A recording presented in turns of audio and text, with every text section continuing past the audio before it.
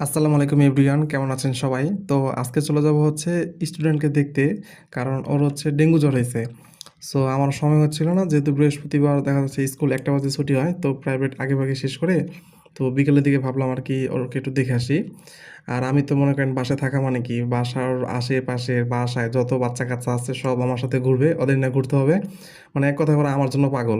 মানে আমারে দেখলে হয়েছে দাদা দাদা বলে কাছে আসে।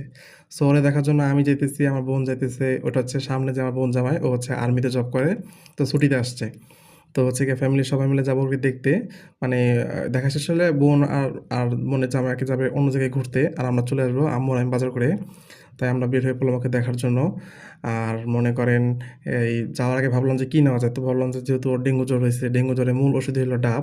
সো ভাবলাম যে ওর জন্য আমরা ডাব নিয়ে যাই। এদিকে হচ্ছে অটোতে আমি, আমার ছোট ভাই, আম্মু মানে বসে একটু ফাইজলামি করতেছিলাম। আর বোন জামাই হচ্ছে সামনে বসছিল। তো এদিকে আমি আম্মুকে বলতেছিলাম, "আম্মু একটু ক্যামেরার সামনে আসো।" মানে আম্মু কি মনে করে জানি রাগ করে ওদিকে ঘুরে আছে, জানি না সঠিক। তো আম্মুর সাথে একটু ফাইজলামি করতেছিলাম আমি। আর ওই যে ওটা হচ্ছে আমার বোন জামাই, মানে ও হচ্ছে আর্মি। মানে ও হচ্ছে গিয়ে অনেকদিন পর আসছে।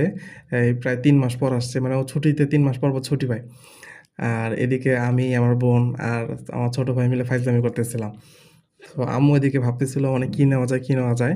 সো আমরা হচ্ছে অটো থেকে নেমে ওর জন্য আরকি কিছু ডাব কিনি। সো ডাব কিনে যখন ওদের ওখানে যাই, আমরা হচ্ছে গিয়ে ল্যাব ওয়ানে যাই। আমাদের বাসা থেকে ল্যাব ওয়ান যেতে মোটামুটি ৳১০ অটোতে ভাড়া লাগে। আর বাসা থেকে স্ট্যান্ড পর্যন্ত যেতে ৳৫, এই মোট ৳১৫।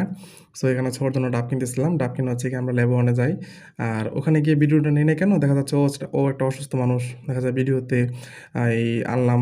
মানুষের নজর তো ভালোও হইতে পারে, খারাপও হইতে পারে। দেখা যায় কিছু একটা হয়ে যেতে পারে। সো ওকে আর ক্যামেরার সামনে আনি নাই। আর ওর আব্বু-আম্মু মানে ওর আম্মু আছে, বোন আছে, ওরাও ক্যামেরার সামনে আসতে ওরকম মানে এই অভ্যস্ত না। মানে ওরা এটা পছন্দ করে না। যার কারণে ওদেরকে আর ক্যামেরার সামনে আর আনি নাই। এদিকে হচ্ছে গিয়ে ডাব কিনা শেষ। ছোট ভাই একটা ডাব খাইলো। আম্মুও খাইলো।